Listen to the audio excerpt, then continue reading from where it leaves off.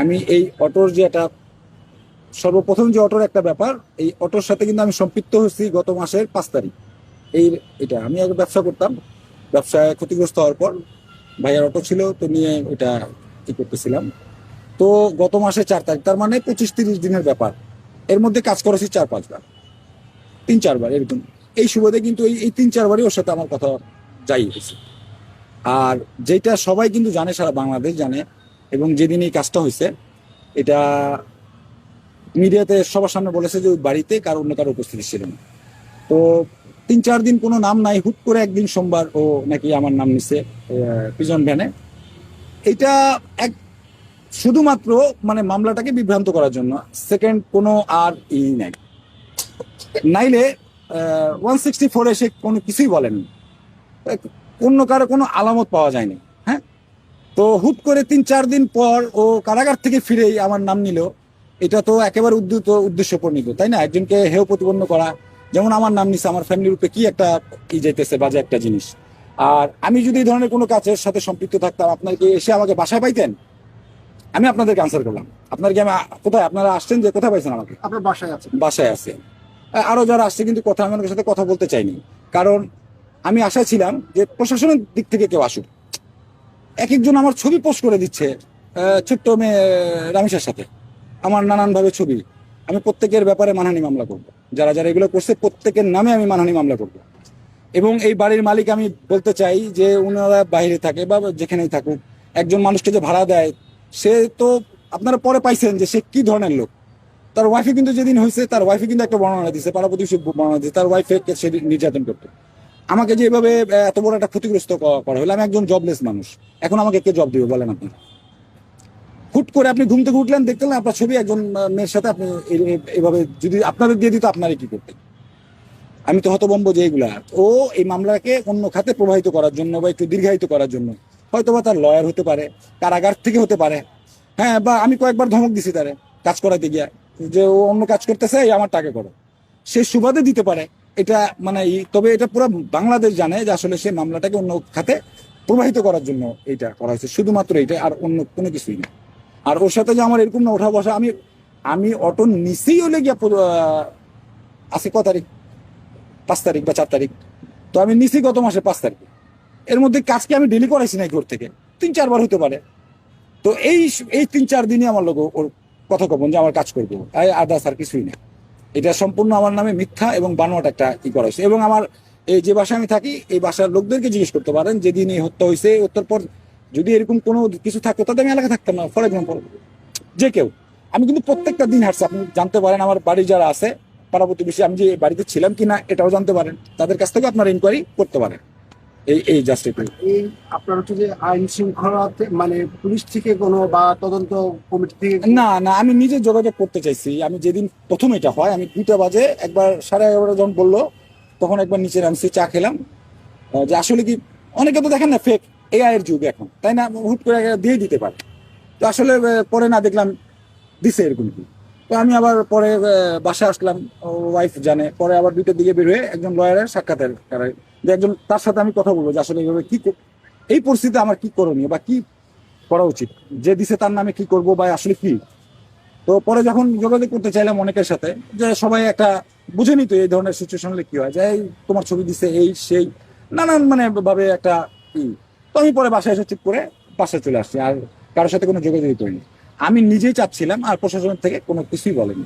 আমি নিজেই চাচ্ছিলাম যে প্রশাসন আসলে না আমি বলবো কিছু, যে হ্যাঁ ওকে চলেন বা করেন, যে কোনো কিছুই করতে পারেন। আমি বাসায় কোনো এভিডেন্স লাগবে, আমার কোনো ফিঙ্গারপ্রিন্ট লাগবে, কি লাগবে, আমি সবসময় বাসায় ছিলাম। যে আসলে আমার একটা প্রশ্ন ছিল।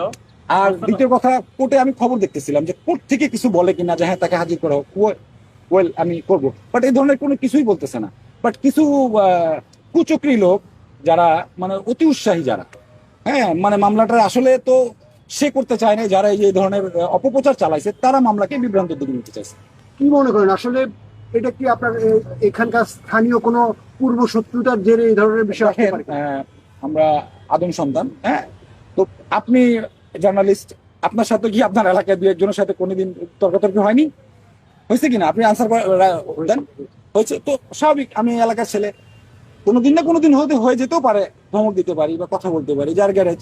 হ্যাঁ, তো একদিন দেখা গেলো যে আমি যাকে দিছি গাড়ি চালাতে সে রাতে আসছে, বা আমি একদিন নিজে চালাচ্ছি, একটু লেট হয়ে গেছে, সেক্ষেত্রে ওরে বাসা থেকে ডাকে, আমি চাবি খুলে খুলছি, সেটা তার ইগোতে লাগতেও পারে। বা ওই যে আমার গাড়ির কাজ করাইছি, আরেক গাড়ি কাজ করছে, ধমক দিয়ে উঠাই নিয়েছে যে এটা আগে করে দেয়, এগুলাও হতে পারে। বা তবে এগুলা এত ছোট ব্যাপার নিয়ে আমার মনে হয় না যে আমার নামটা এইভাবে সে বলবে। তো আমার যতদূর ধারণা সে কারাগার থেকে কেউ তাকে শিখিয়ে দিছে, নাহলে তার লয়ার তাকে শিখিয়ে দিছে। এছাড়া এত বড় একটা বিষয়ের সাথে হুট করে কোনো জানা নাই আমার ই নাই, ফাট করে একটা নাম নিয়ে নিবে, তো ওইখান থেকেই হতে পারে। আমার এটাই বেশি জানতে হবে। একটা আমি বিষয় ওই দিন রাতে ওকে একবার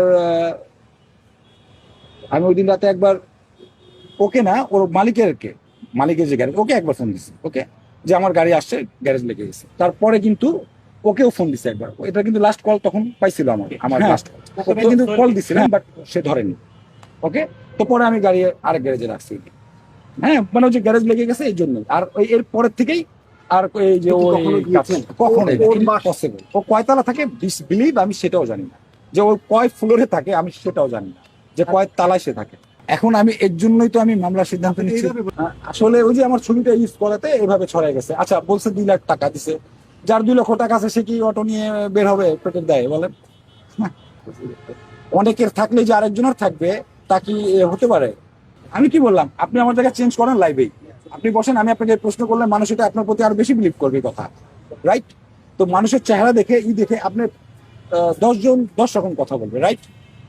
3 জন যদি এ ধরনের কটাক্ষ করে থাকে, 7 জন কি বলছে আপনি, আমি যদি আপনাকে এখন আমার কাছে সেলফোন আছে, আমি কিন্তু প্রুফ দেখাতে পারি যে না তার এই ধরনের কিছু নাই। এই যে আপনাদের এই ধরনের কথার কারণে পুরা ব্যাপারটা কিন্তু এলোমেলো হয়ে যায়, যে ভাই এটা, ভাই সেটা। আরে ভাই, আমি আপনার কথা বলে কি মনে হলো আপনার? আপনি একজন দাঁড়ান, আপনি একজন ম্যাচুর মানুষ, রাইট? আপনি আমার কথা শুনে কি মনে করছেন আমি একজন এরকম কিছু লোক? আপনার কি তাই মনে হলো? আপনি আপনারা যে নিউজ করেন, খুব পরিশ্রমের একটা কাজ। আমাদের ফ্যামিলিতেই 2 একজন আছে। হ্যাঁ, হ্যাঁ, আপনার বড় ভাই হ্যাঁ, সাংবাদিক। হ্যাঁ, আমি বলি আপনাকে, তো আমাদের ফ্যামিলিতে কিন্তু আছে, আর এবং আমার সার্কেলের মধ্যে অনেক আছে। হ্যাঁ, তো আমি নাম নিব না, তারা এটাতে গিল্টি বোধ করতে পারে। যাই হোক, তো আমি যেটা বলতে চাচ্ছি, আপনাদের কাজ হলো যে আসলে সহজ করা, মানে জটিল করা নয়, রাইট? কিন্তু এই ধরনের আনসার বিষয়টাকে জটিল করে, ভাইয়া এইটা 2 লাখ থাকতেই পারে। আরে ভাই, 2 লাখ থাকলে কেন নর্মাল বিষয়। হ্যাঁ, মূর্খ হইতো গন্ড মূর্খ। আমি আপনার সাথে যে কথা বলছি, আপনার মনে হয় যে আমি আনমাচিউর বা এই ধরনের, আমি এমডিসি স্টুডেন্ট, 2002 এর ব্যাচ কিন্তু, রাইট? তো মানে আপনি এই ধরনের প্রশ্নে মানুষ বিভ্রান্ত বোধ হয়। প্রশ্ন না করলে না না, আপনি এত কিছু বলার দরকার নেই, যে কোর্ট মহামান্য আদালত বলতেছে যে এই ধরনের তৃতীয়, আমি না, এনি হাও অন্য কেউ তো থাকতে পারতো, তো ওইখানে তো তৃতীয় কোনো ব্যক্তির আলামতি পাওয়া যায়নি। ও মামলাটাকে একটা ট্র্যাপ ভাবে, এটা অন্যভাবে প্রভাবিত করার জন্য করতেছে, এটা পুরো বাংলাদেশ জানে। আর যারা ওই যে বিভ্রান্ত করছে, তারা টিআরপির জন্য 2টা লাইক এবং কমেন্ট এবং শেয়ারের জন্য করছে। আমি প্রত্যেকের বিরুদ্ধে মামলা করবো। আমি কিন্তু স্ক্রিনশট নিয়ে রাখছি, যারা যারা আমার ছবি মিস ইউজ করছে, আমি কিন্তু প্রত্যেকের স্ক্রিনশট নিয়ে রাখছি, এবং আমি এটা খুব দ্রুত করবো। আমি ফাইন্যান্স ভাবে কিন্তু একটু জানেনি আপনারা, হ্যাঁ, নাহলে কিন্তু আমি খুব রিসেন্ট পদক্ষেপ গেলে নিতাম, কারণ এক জায়গায় যেতে হলেও কিন্তু একটা টাকার প্রয়োজন, একটা লয়ার ঢুকতে হলে একটা বিষয় কাজ করে, নাহলে আমি কিন্তু খুব আর্লি করতাম এটা। আমি থানায় এটা বিষয়ে কমপ্লেন করছেন না কেন? হ্যাঁ, থানার থেকে আমি নিজেই ওনার আছে, দেখবেন আপনি অনেকগুলো ঢুকেন, ওসি সাহেবের সাথে কথা বলেছে যে এই ধরনের কিছু কয় না, এই ধরনের কোনো কিছু না, ও মামলাকে অন্য ভাবে নিচ্ছে, আমরা তদন্ত মহামান্য আদালত বললে করবো। তার স্টেটমেন্ট দেখেন আপনারা, আমার নিচ্ছেন এখন সঙ্গে সঙ্গে আপনারা থানায় যান, ওসি মহোদয়কে জিজ্ঞেস করেন। এবং এর আগে গেছে যে আসলে আপনারা কি এই বিষয়ে কোনো তদন্ত করছেন কিনা, ডলার ডলার ডলার একটা ছবি দেওয়া হয়েছে, তো সে বলছে তৃতীয় কোনো ব্যক্তির কোনো নাই, আর মহামান্য আদালত যদি বলে করব। আর আমরা যদি এভাবে ও এক একটা নাম বলবে, আর যদি তদন্ত দৌড়াই, তো এই মামলা আদৌ বাংলাদেশে হবে না। আপনারা যদি তাই চান তা তাই করেন। আচ্ছা, পুলিশ আপনার কোনো ডিএনএ টেস্ট পায়নি, মানে এটা পুলিশ আমার না, মানে তৃতীয় কোনো ব্যক্তিরই পায় না। পায় না, এটা পাইছে এই ধরনের ওয়ার্ড ব্যক্তি। ইউজ করবেন না, আপনি আচ্ছা। সঙ্গে সঙ্গে বন্ধ করবেন এই ধরনেরই। আচ্ছা, আমি একটু বলি, রাইট, আমি বলি আপনাকে, আমি শেষ করতে যে চাই। কথায় আমার বলতে আপনি কি বুঝালেন? আপনার ডিএনএ আমি থাকলে না, আমার ওই ধরনের একটা লোক প্রেজেন্ট না থাকলে আপনি তার ডিএনএ কিভাবে টেস্ট করবেন? আমি না, শেষ এই করতে ধরনের চাই। এই বললেন না। আপনি যদি এই সাথে জড়িত থাকেন- এবং এবং এবং পুরা জাতির কাছে, যেহেতু এই ঘটনা আমার নাম আসার আগে মিরপুরের সংখ্যক মানুষ আমার নাম জানতো, এখন পুরো বাংলাদেশ জানে। আমার কিন্তু কিছু করে খেতে হবে, আমি একজন পুরুষ মানুষ এবং আমার ফ্যামিলি আছে। আমি এই রাষ্ট্রের কাছে এই কথার উত্তর জানতে চাই যে আমি এখন জবলেস একজন মানুষ, আমাকে এখন কে জব দিবে বলেন? আমাকে কে জব দিবে বলেন? আমি তো জীবিত, আমার সাথে 4টা লোক, আমার ওয়াইফ, আমার 3 ছেলে মেয়ে, 5 জন আমরা। এখন আমাকে কে করে দিবে? যারা এই যেগুলো করতেছে আমার নামে রটাইছে তারা করে দিবে? আমাকে এখন জব কে দিবে বলেন? আমি যার নামে এই ধরনের একটা মিসইউজ করা হয়, হ্যাঁ, সেই মানুষ যে সাফার করবে কতদিন এটা আপনারা জানেন? তারপর আবার এই ধরনের বিভ্রান্ত প্রশ্ন করেন না ভাই, প্লিজ। আমি মনে করি আপনারা আর কিছু বলার নাই।